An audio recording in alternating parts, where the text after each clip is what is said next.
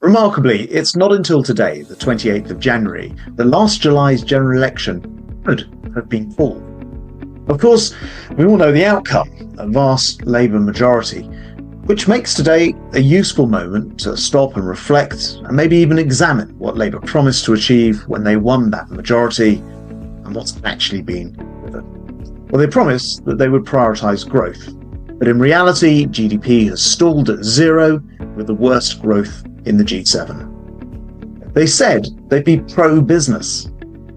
They've taxed businesses £25 billion and sent our wealth creators packing.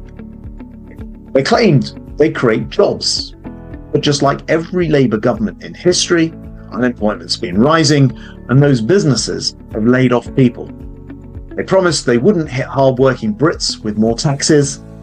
When they couldn't work out what even constituted a hard-working Brit, and in any case, they banged taxes up by £40 billion.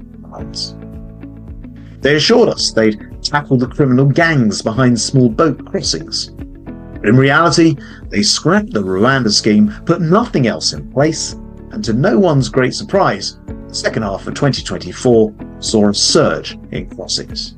And they promised they would always act in our nation's interests and defend our sovereignty. But in reality, they signed off a plan to cede sovereignty of the Chagos Islands to Mauritius.